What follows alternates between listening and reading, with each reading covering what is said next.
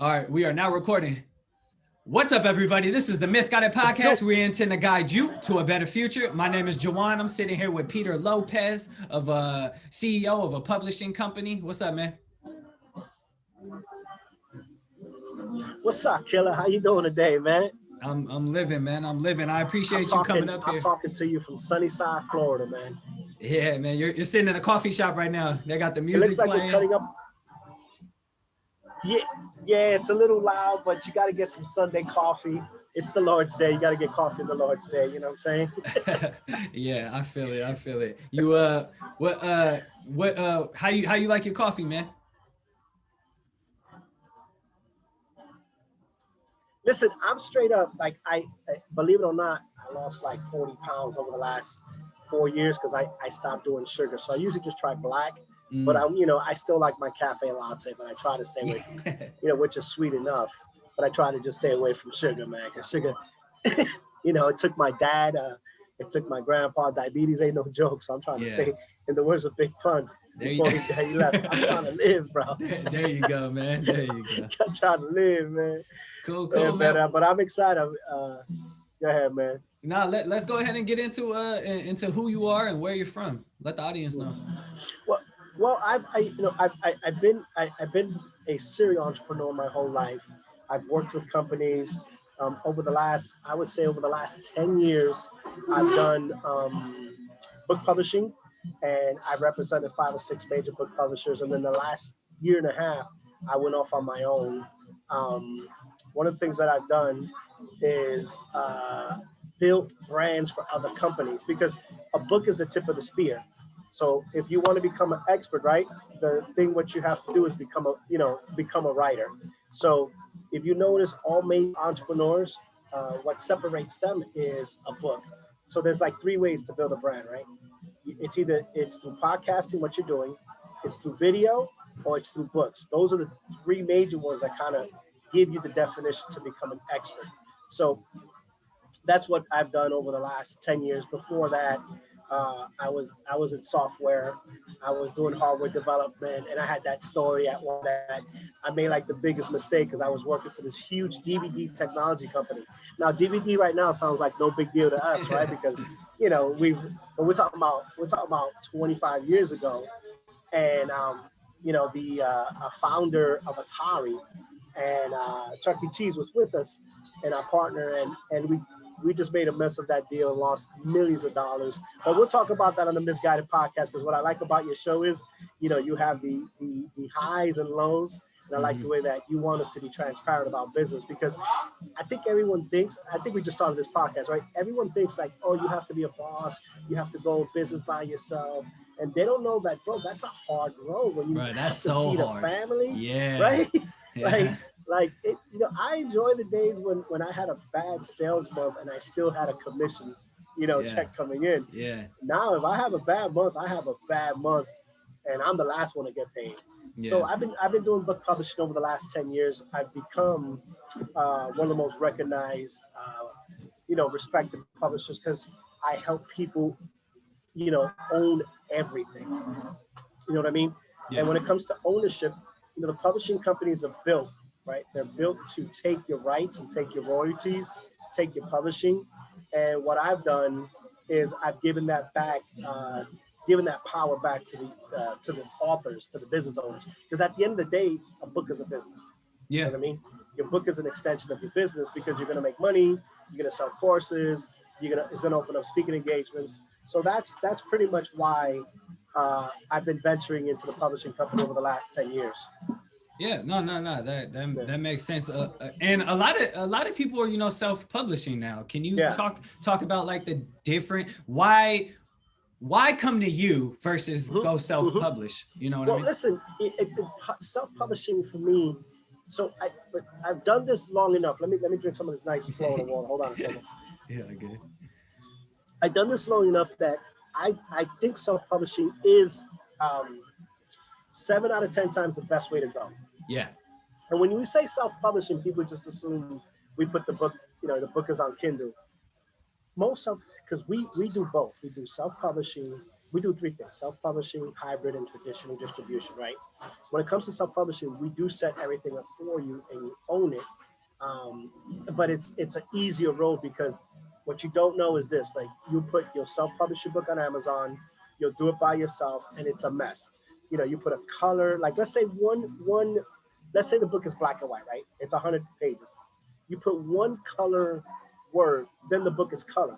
So the book that you can buy for $5, now you have to buy for $7. Yeah. So self-publishing, you still need help with it. Like, you need guidance. You need guidance. Period. Yeah. I can tell you, this is how you have to do an open heart surgery, and you can Google it until you have to do the open heart surgery yourself. You know what I mean? So self-publishing, I think, is a great way to go. But you should still hire companies to self-publish you. Yeah, just to guide you through the process, man. Exactly. Like they're like a mentor. So yeah. I agree. So you don't have to be misguided. Yeah, exactly. There you go. Thank you for tying that in.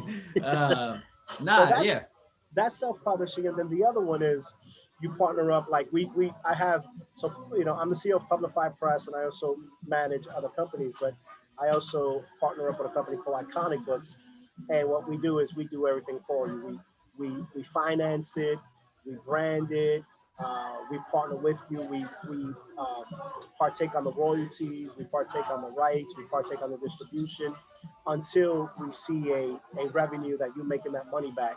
So we do take the risk ourselves, but usually with that is you got to have a platform. Like someone like you already have a platform. We might be like, let's put 10,000 on this one. If you don't have the platform, it's going to be hard because you're taking the risk. It's like a credit score. It's like your credit score. I like that. I'm Yeah. gonna put that on the publishing agreement. Hey, if you have an 800, we got you. If you have a 540, yeah, we're gonna have to work this out. Yeah, there you go. I get it. Yeah. So at the core is we still want to give people a chance to publish. Yeah. Well, how long have those companies been around for? How long have you been in these companies? Well, I've been doing this for, good Lord, almost 20 years.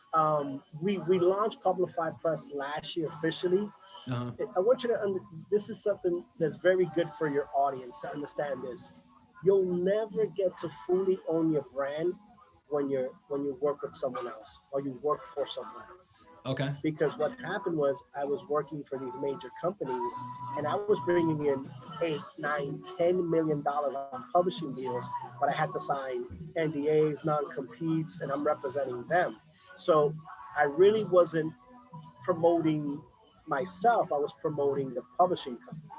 So I noticed last year I had to take a pivot. That's one of my books coming up. I had to take a pivot. Was that a cat? Nah, it's my son just walked in the room. My bad, man. That's what I love. Hey, look, this thing is, dude. I love. This is what I love about podcasting and zooming, bro.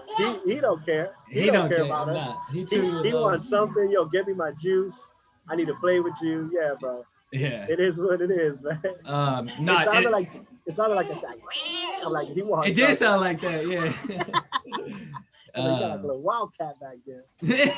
He is. He be on the floor like he always copies the TV shows that he watches and stuff. I just love that he just walked in. He don't care. He's like, I'm the executive producer of this show. I'm making some quick decisions. I don't care what you got to say. Facts. So, yeah, man.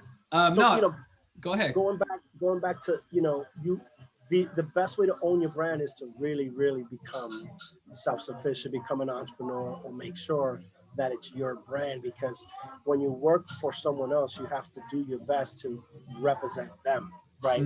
So I've done that, and I've had and till this day, I still represent clients. Till this day, I still represent companies, but I still have to build Peter Lopez, and I still have to build my companies. And by doing that, is showing them that, I'm a thought leader, I have a vision, I'm ahead of the curve, and this is what I'm doing. And building a reputation, that's important. Exactly. Building a respectable name. Yeah, you said it best. We always talk about it on here, but branding is super important for any business, right? You think of the best brands that have been around for the longest, they always either have a slogan or a color or have it all, or they have something that you know, when you see the product or you touch the product, it brings in a memory, right? Like when you're a kid, those are the best brands. So even when you're doing a book publishing company, it's important to build a brand that people remember. So I don't know, but something that would be good for like books is like every time you pick up a book, it's like, damn, they think of your company. You know what I mean? Exactly. Yeah, that'd be a good slogan. Damn, they think of your company. I like that one. I was this Publify Press. We make best-selling authors. That is, you know, lately we've been getting a lot of press because we've cracked the code. You know, listen, man, there's like this little community of publishing. There's only 5 major publishers, and they own everything. If you notice, like Hollywood studios own publishing companies because they want everything from you. They want the juice, man. And well, Hollywood takes whatever they want. So they take if you don't know what you're doing and you don't know how to sign that contract, then it's literally a contract that you can't even get out of. You know, your story, you know, about how you went off and raised your kid, they'll take that story and publish it the way they want, and you'll be upset, but you can't do nothing about it. You know what it is the book industry, correct me if I'm wrong, but to me, the book industry seems like it's the music industry, but a little bit more white collar, you know? It is a $122 billion business, and is a mysterious backdoor that's worse than the music industry. Because the music industry, it's more visible, and you still have some ownership of some of your songwriting rights. Like if you're a songwriter, let's say you're a lyricist, and you have that, you will make some money back. You know, I was talking with John Robinson of En Vogue. Remember the group En Vogue? You know, and she was a lead singer, and we were talking about, you know, her book project. I think she went somewhere else, but she said something that blew my mind. She's like, we sold over, I don't know, 10, 20 million records, and we each made 2 pennies on the dollar. That is crazy. That's like, so, you know, that's the same thing with publishing. They will take everything. They'll take your rights, your royalties, your distribution. A lot of people have this misperception, right? Like, oh, you know, I'll get this all the time. Like, how much you going to give me for my book? I'm like, that don't work like that anymore. Like, the advance they give you, you have to recoup. You have to pay. You got to pay that back. And you got to pay that back in points, in blood, in skin. Like, okay, they're going to give you 100,000. Yeah, but you're going to have to pay that puppy back. And then some. So that's the misperception. With music, it's very similar, but publishing, bro, it's very, very, very white collar. Very white. Let's talk about how your business structure differs from the traditional. Like how do you set yourself apart? We give the power back to the author, right? So most publishers don't like doing that. So when we do a deal, let's say we do a traditional deal, right? We do one of my new, you know, biggest clients, right? His name is Caesar Pena, right? That's how I found you. That's how I found you. I'm gonna next week. I'm gonna light this book on fire because this. Dude, it's not. I want it on Audible. Is it on Audible? I was looking for it on Audible. No, let him know he needs to go to the studio and read it. He's so busy, but Audible's coming out in a few months. So this book, right, we created a joint venture company called Iconic Books, right, with him. And we have 4 partners, 4 major ones, and we're going to make another announcement, right? So creating that, me and one of my investors, Jonathan Soto, we put up some capital. Caesar Pena put up capital. And we both work on a collaborative partnership. Okay. So you put money for this. He put his money for marketing, we put our money for publishing and editing, and then we came to some agreement that once we hit a certain number, we all recoup. So the good thing about our contract with him is perpetual, meaning, okay, it's Caesar owns 51% of his royalties, you know, Iconic owns 49% until we hit, let's say, 100,000. Once we hit 100,000, then Caesar owns 100% of his royalties forever, but he owns 100% of his rights. So publishing companies don't like that, meaning I'm going to make so much money until it's capped, that he's going to make money. I mean, just think about it. Him and DJ Envy are doing seminars where they're getting 2,000-3,000 people for the next 30 years. They're about to make 100K. They probably already made 100K off that book. He's not going to be doing that. Yeah. You know, like in the model we created, let's say you sell 30, 40, 50,000 books, you make $1 million. In the traditional publishing model, you sell 30, 40,000 books, you might make 80, 90,000. See the big difference? That's a fucking huge difference. That's huge. Yeah, man. So it's not easy. Listen, publishing is not easy. Like people think, I mean, listen, when you got partners like Caesar and DJ and Johnny Marines, bro, they're on you, bro. Like sometimes I'm getting calls 5 a.m. I'm like, yo, they're like, what's going on with this? Because it's an unknown industry. Yeah.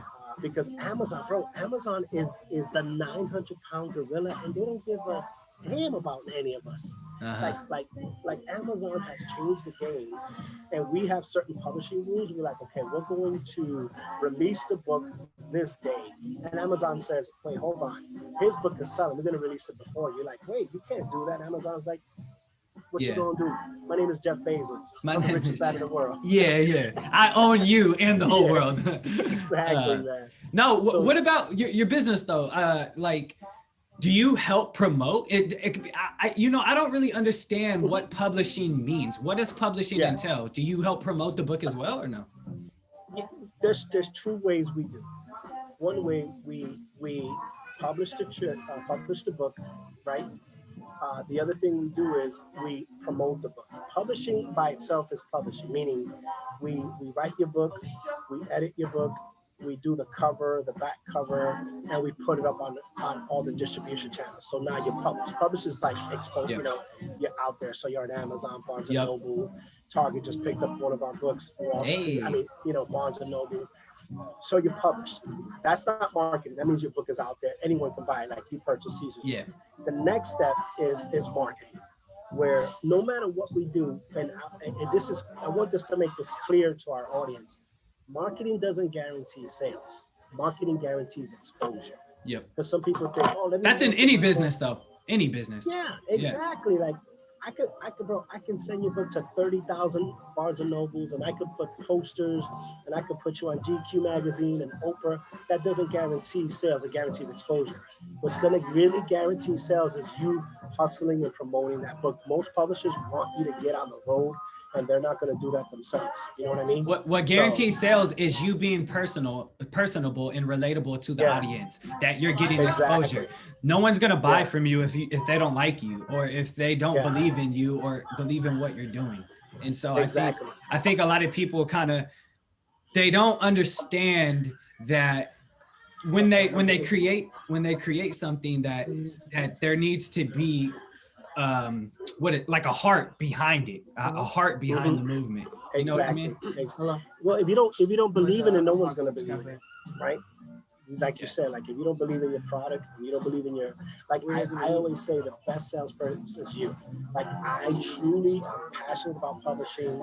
I'm passionate about building lives. I'm passionate about people not living an excuse, living their life with excuses. So I believe that because I lived it. So that's the only way you can translate it, because at its core, sales is a transference of emotions, right? Yeah. Sometimes you'll buy something you don't like, or you don't know. You'll buy a lot of things you buy just on emotional, like it's an emotional thing. Or you go and the sales rep sells you the dream, So it's based on stories and how you feel and how that emotion is transferred. Yeah, absolutely. So, man, we're talking here, they're pumping this music louder, man. I guess we're at a party here or something. Yeah. And the Misguided Podcast party, this is the first episode we had music in the background, so. I know. The owner's not here. I was on the lower, but it's all good. And we got the zombie apocalypse in the back. It's just a lot of things happening. It's all good. So I like to do a segment called the Hella Misguided segment, where I ask the same question to everyone who comes up here. And the reason, I started this podcast is because I want to guide people in the right direction to a better future. And so if you were able to communicate with your 18-year-old self, what would you tell yourself in a letter? What would you write yourself? Don't judge yourself too quickly. Okay. One of the best lines I tell people is never judge your kids too early, right? I want you to understand that line, right? I'm a grandfather now, right? I got a 26-year-old, 24-year-old. I know I look young, like 20, but never judge. I always say never judge your kids too early, but never judge yourself too early. Like I'm gonna hit 50 soon, and I still believe I have 20 to 30 more years of prime to make things happen. You know, so don't judge yourself too early. A lot of people look at that current situation and they just feel like, oh, it's not gonna work out. Man, you still got time. This time is what we got, man. You try your best to stay healthy. You live a health, a wealthy mindset, and you have a north. Just don't like. I mean, yeah, I wish when I was 18 I made better decisions, but this is where I'm at today, and I'm better today. Yeah, and right? I'm super excited to like get older and wiser, and I feel like I have a super bright future that I can see it so clear. And yeah, I don't regret partying too much and all that stuff back when I was a little bit younger, but there is some stuff that I wish I can kind of change, right? And like, instead of going out and buying the new sneakers, you should have bought like some stocks or something. You know what I mean? Like just shit like that. Still go party a little bit, but enjoy life. But yeah, buy some like one of the things I tell this generation, right? Don't finance a car. Oh right? Man, biggest mistake you could do. Buy a car cash. Yeah. Right? You use literally, that money. If you want a Mercedes, buy a Mercedes, like a 10-year-old Mercedes if you want to floss. But don't get caught up on this. No, the goal is don't buy any foreign cars unless you have $1 million. That's it. Don't buy any foreign. I fucking hate foreign cars. I got a BMW. It's the worst car ever. I know. Listen, mine is yeah. All of them have cost me trouble, man. It's funny. You take them to the dealership and it's like, well, the price you're giving me is like a brand new car. It's a brand new car. Yeah. I've had Mustangs and everything, and they don't even give me problems like that. And it's my favorite car. Mustang's my favorite car. Like, and it's not expensive. BMW has just been killing my pockets, but you gotta find one of those local uncles that could work on. Definitely. I think because it says foreign, it just scares people, but it's still a car, right? Facts. I want to know what financial freedom means to you. What does that mean? Is not being held accountable to anybody, right? Like sometimes I'll even tell my authors, I'm like, hey, I don't work for you, like I'm helping you out. But, I have the freedom now to make whatever decisions I want to make, right? So it affords me more time to myself, more time with family, affords me more time to travel. But I also know if I grind hard, my mentality is this: every day, make a move that's going to be productive, right? Some people get overwhelmed.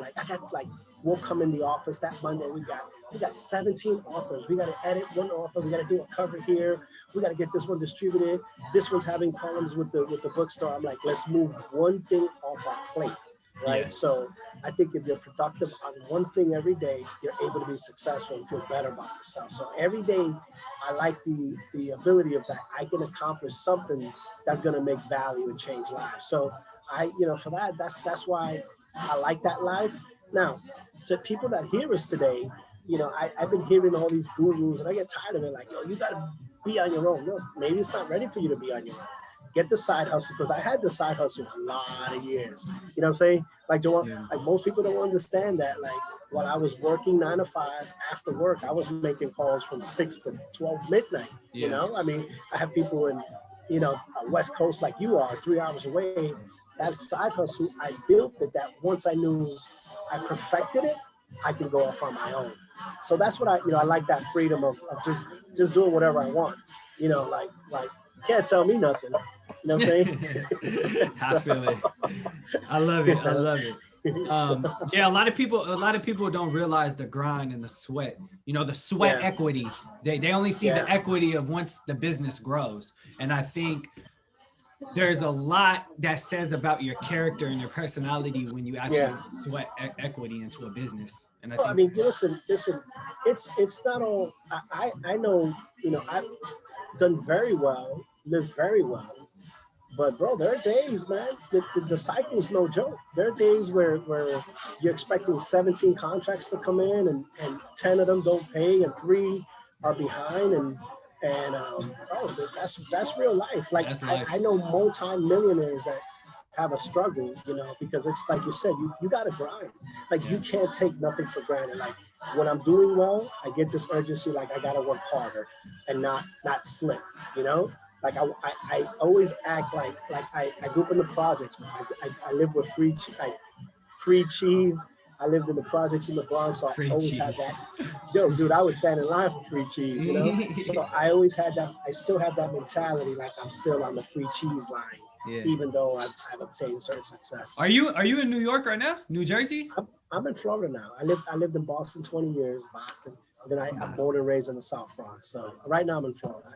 Bro, Florida is perfect, man. Yeah. This is y'all wild. Y'all wild out there though. Florida got some wild people. Bro, Florida man lives in Florida, bro. Yeah. Florida's legendary. Facts. No. But as CEO of Publify, you know, a publishing company, I want you to explain why books are so important to people. Why picking up a book and reading is so important. Dead men rule the world today because of what they wrote yesterday. So a book is the most powerful tool.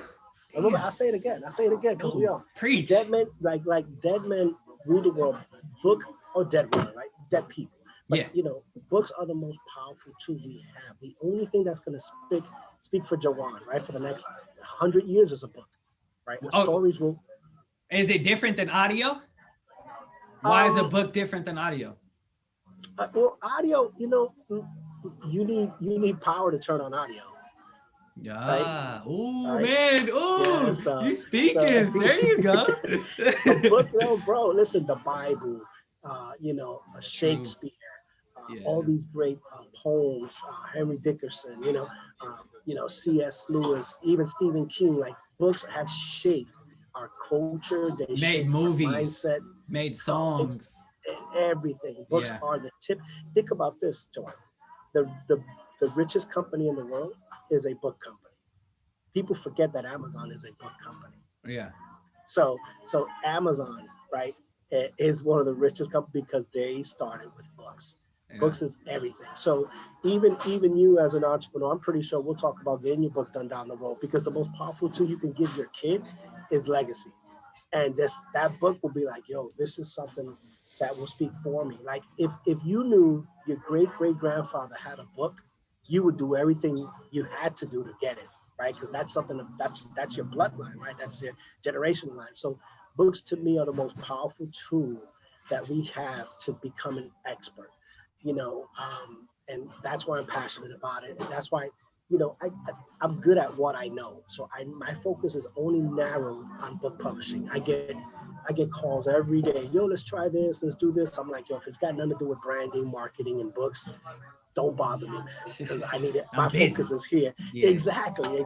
So yeah, books are life, man. Books are going to be around forever. They're not going to go anywhere. And think about this. And I want you to be, you know, audiobooks are selling, ebooks are selling, but soft and hardcover books always trend just as high.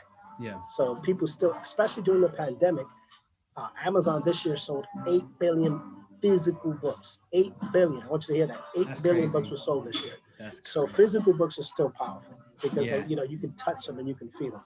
That's crazy. So, Books play, you know, is crazy because growing up, you know, as a kid, you like, I fucking hate reading. I hate books. Like I just fall asleep. Like, I don't know, at least for me it was. Like I hated reading, man. I hated reading. I always like talking, and I learned from listening, right?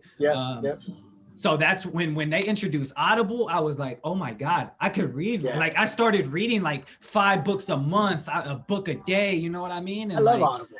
I listen. We have an audiobook company. We don't play all our books converted into audiobooks because you still need that. You know, you need that platform. You need that ebook.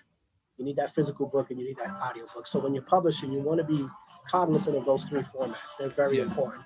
You want the physical book, right? You want the book on electronic form, and you want the book on voice. Eventually, you know, video too, like YouTube. But audio is the power, because you can, you know, I like listening to audiobooks when I'm driving or when I'm working out, when I'm walking, because, you know, with video, you have to stop and see. But with audio, you can just hear and get information. Absolutely. So, Absolutely. Yeah. No, yeah. I also saw that you ghostwrite. Can you tell me a little bit about that? Yeah, so ghostwriting is pretty cool because at its core, right? You're writing a story for someone else. You're interviewing them. You're getting their story. It's their story. A lot of times is what people back then, ghostwriting back in the day was like, you're buying someone else's book and putting your name on it, right? Ghostwriting now is, I will interview you, tell me about your story. Let's break it down into chapter form. It's a collaboration. It's more of a collaboration. Yeah, that's what we do. We have you're just doing what you do best. Exactly. Which is writing. 20 editors, and they'll sit with you. And this is what you want to understand. Ghostwriting is not editing. Ghostwriting is getting your story out. Yep, absolutely. And then you get the book edited. Yep. So yeah. So we'll get you a ghostwriter. What's crazy is that like in hip hop, ghostwriting is like just a no, right? It's like, right? Like, but it's not in book writing. Like I learned about ghostwriting. I didn't know people ghost wrote books until last month. Last month I heard an episode and the guy was just like, I hire ghostwriters. I never even read the book. I just throw my name on it. They give me all the rights, boom, boom. Yeah. And I was like, oh my God, that's so smart. Why is this so acceptable in the book culture, but not in music? Because when it comes to hip hop, what you think about this? Or even R&B, because R&B is more ghost written than hip hop, a lot of people. Songwriting. Songwriting. So that's the same as ghostwriting. Pretty much. That's what it is. Songwriting, someone is writing your song and now there's two levels, right? There's a song that you have no connection to. Yeah. Right? And you just sing it. And there's songs that the writer writes for you, like Beyonce, exactly, Taylor Swift, like they have specific writers that write for them according to their emotion, to their vibe, to their culture. So that's different. Like in the publishing world, ghostwriting is accepted because it's writing your story. It's not writing someone else's. Mm-hmm. That's plagiarism at its core, right? You use someone else's story, and people have been called out. Like Oprah had to expose someone. Other people like they'll write in their book and they're actually saying someone else's story as themselves. That's weird, right? People expose Drake all the time, so the number one exposer. Yeah. I think he's pretty good, but Drake is another level. Besides the ghostwriting stuff, he's amazing, man. He ain't no Biggie and Tupac, though. Yeah. These guys.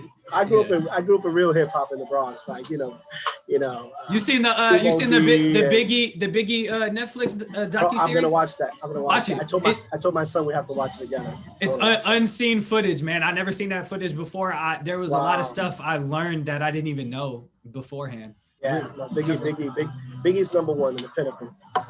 Honestly, I didn't know how big he was into drug dealing. I didn't know how big. I thought he was just he worked under someone. Like no, he owned the block. You learn a lot. So but yeah, man, I just learned about ghostwriting, so I wanted to ask, what's your process of ghostwriting? Obviously, you interview the people, like you said. You have your team come up. How does this chapter want to look? Just think about ghostwriting as a book report, right? So we have your intro, who you are, right? Here's Juwan. He was born in California, raised in New York, wherever and then we start working on chapter breakdowns, right? Chapter 1, 2, 3. And then once that's done, we work on the closing and the intro. So pretty much the ghostwriter will lay out the whole book in we call it like a story arc or story wheel form, that it reads like a movie scene. Like even, that when they read it, it's not boring. So the ghostwriter has that ability to put what you say in written word and it flows. Gotcha. Like you ever read a book that it does, like you read it and you're like, man, this thing sounds weird. I can't get through it. That's because they had a poor ghostwriter or a poor editor. When you get a real ghostwriter with an editor, that story just flows. Like you can read it and you feel like you're in a movie scene and you're watching this thing unfold in front of your eyes. Facts. So So that makes those sense. Are good. Yeah. So that's ghostwriting, and then editing is different because people there's two levels of editing. I want the audience to understand. Like most people think, my cousin, he's an English major, and they're just going to strike the book like comma, punctuation, capitalization. That can really jack up a book. the best way to edit a book is we call line editing, like awkward word sentences, active to passive words, repetitive words, disfragmented paragraphs. So that's where the editor has that gift, not just to comma, punctuation, capitalization, is to make sure that they're kind of fixing the whole sentence structure. You know, syntax is super important. That's when the most misused word in writing is was, right? Was it past tense or was it present state of mind, right? I was there, or was I there, or what was I thinking about, or he was there, right? So a lot of times has to be corrected in the book because it could be the past or it could be the present. Absolutely. You know? Yeah. So, little writing tips, you know? Yeah, man. dropping the knowledge. I like that. No, that's cool. That's cool. So how do you market your company? Like, how do you find your clients? You know, we're guerrilla marketing. I'm gonna give you a secret right now. I don't care about Facebook, nor do I care about Instagram for business. I make no money there. It means nothing to me. Facebook, because all my friends and family, they're gonna like my stuff and they'll be like, that's awesome. Instagram is gonna be like an appearance, like a nice picture. The thing that I've noticed that I've seen 6 to 7 figures of business is LinkedIn. I don't do anything else but LinkedIn. I'm on LinkedIn. It's got 700 million business owners. Out of those 700 million, 100 million are decision makers. So we just focus on those target markets on LinkedIn. So our core business is LinkedIn leads. You're the first person that has ever said that on this podcast. So I want to thank you because I've been hearing, Gary V is a big advocate for LinkedIn. And it's just such an unseen market. Like the young people, think it's just old people who work for fucking a company. Let me tell you, the new generation is making bank. I know 22-year-olds. There's generational consultants. I know 22-year-olds making 7 figures just giving advice to corporate America. Like, if you're not on LinkedIn in the next year, you're gonna get in trouble. Like LinkedIn is the holy grail. Like I'm talking, like. Well, how do you market books though? How do you market something on LinkedIn without being annoying? You don't market it. Like you give it away for free. I believe on DIY to DIFM, right? I give you free advice on how to get your book published, right? And then everyone there now calls me back and say, hey, I heard you're in the book publishing business. Another way is we do organic leads. We do guerrilla marketing. We reach out to specific people. We do a lot of Facebook pixelations. We do a lot of ads. So it's a very strategic way of getting, like, companies will hire us to generate leads for them because we have a specific way of doing it.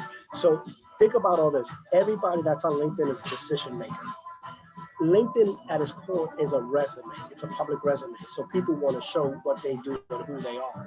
What's a better way than doing that than writing a book? So that is our core audience.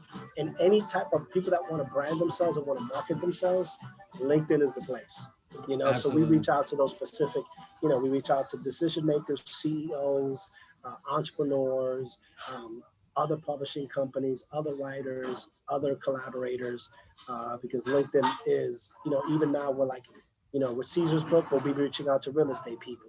Let's say with DJ Envy, we'll be reaching out to music people. With Johnny, we'll be reaching out to, business, absolutely, music moguls. So you can always have specific markers like LinkedIn Sales Navigator. It's I don't work for LinkedIn, and I sell LinkedIn to everybody.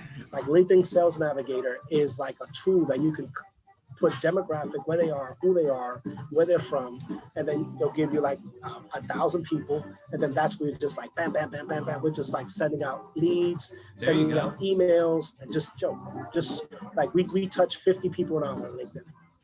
That's crazy. I love it. I'm gonna hit up LinkedIn after this call. You got to, man. You got to. Real, think about this. Think about this. Stop selling the product and sell how the product is created. People are more like, I was talking to this young entrepreneur. He's selling T-shirts, and I'm like, yo, stop selling your T-shirts. Sell how you created a T-shirt business. Mm-hmm. Right? Because people are going to want to buy that more, and you can sell that. Your T-shirt's $20. The number one looked up thing on Google and YouTube is how to. Just those two words, how to. Like you have a t-shirt, right? Yeah. Business. I want to get the t-shirt, but I'll be more interested in collaborating with you and say, yo, how did you do that? Because I want to sell t-shirts. You're like, oh, this is how I did it. And it cost me this much. And because it cost me this much, I'm going to charge you $500 to $1,000 to do it for you. Absolutely. Instead of you selling me one t-shirt. Absolutely. Yeah. The game is real, right? We don't play here, man. You know? Yeah, I feel it. But yeah, I love it, man. That's a lot of good information. So the Misguided Podcast is actually we're helping raise books for kids, you know, because a lot of the times you're in school and you really don't learn about money or financial literacy until after you're already in debt, right? So what I've been trying to do is raise money for kids to provide them with books for financial literacy. So I've been. What you guys raised so far? I saw it on your thing. Like 400. I'm trying to get to 1,000. Obviously, it would be great to go over 1,000, but all right, we'll match that. We'll give 400 on behalf of Publify Press. Oh my God. I love that, man. And anybody else that does that 200, I'll send them a signed copy of my book and Cesar Pena's book, you know? So we'll give the 400 today. You know, send me information, screenshot that when it gets it so people know that, because a lot of people be BSing on this podcast, talking all that smack. We'll do that because, you know, when I saw that you're doing literacy to help kids out, I'm passionate about that. So we would definitely donate that portion. It's not a lot, but every little, like what happens with people is when it comes to donating, they're like, well, you know, I can't do 100 bit. If like today, right? Dude, a book costs $5 on Amazon to educate a kid on money. That's it. You just one coffee. You just changed the kid's life. So this latte cost me $4.89. Yeah, right? Exactly. I've seen books for like $2.98 on Amazon. Yeah, exactly. I have it up right now. I have it up because I was looking up the top books in the children's. Yeah. So children's money and saving reference. It gives you the top books. The top book is $9.70. The next book is $5.99. The third best-selling book is $2.99. Wow. Like $1,000 and I'm raising, I could buy so many books for the kids. Like, you know, do it. So, and then, we have a children's book division, which is massive. Like children's books for us are very big. That's like, that's huge. Yeah. Children. That's cool. You know, now that I'm a granddad, I'm going to do a children's book for my grandson. You know what I'm saying? So, you know, if we can give our kids knowledge right now and equip them right now, they're going to become monsters, man. You know, because what you don't know, you're going to have to pay someone that knows. Absolutely. You know what I'm saying? So your knowledge has so much power because, you know, what you don't know, you're a slave to the person that knows at its core, right? Absolutely. So we'll do that, man. On behalf of Publify Press, I'll be honored to do that.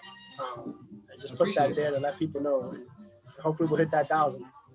Yeah, hopefully or over. But I appreciate that, man. And I just want to thank you so much for coming up here and dropping knowledge, man. This has been a really good episode.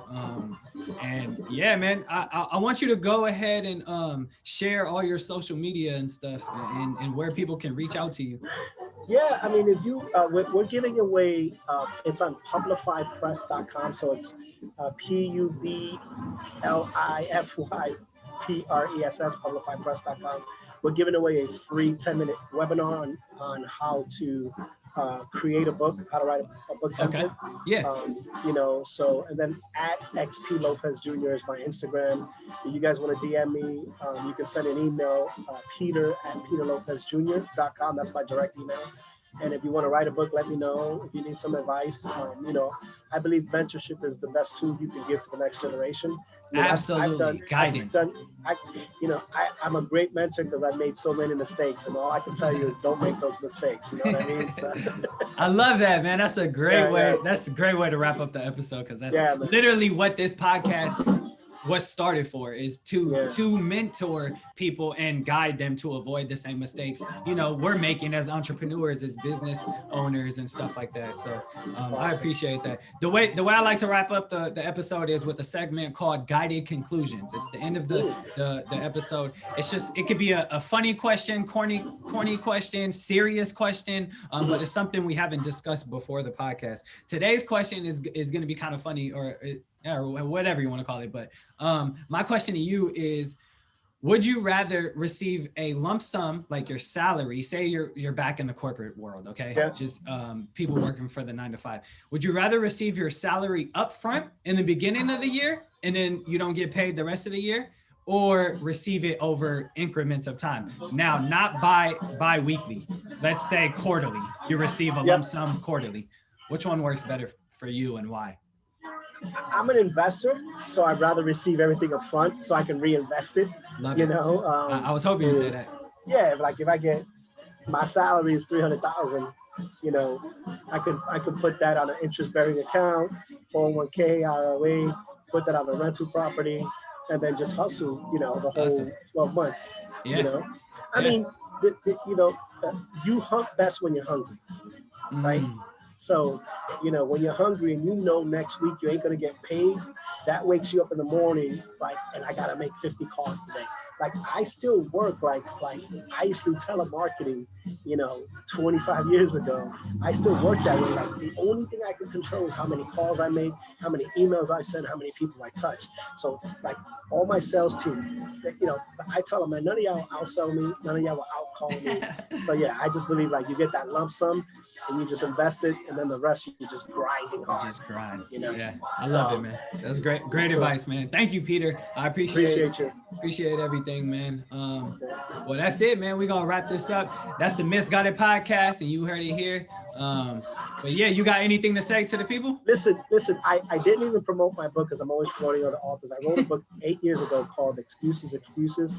We all have them. Which one is yours? So if you look up Peter Lopez Excuses, and I wrote excuses because I had 20 years of excuses before I wrote my book, right? If you have to justify your reasons more than once, they become an excuse. So that's a great book for your audience if they want to read and learn more about my process.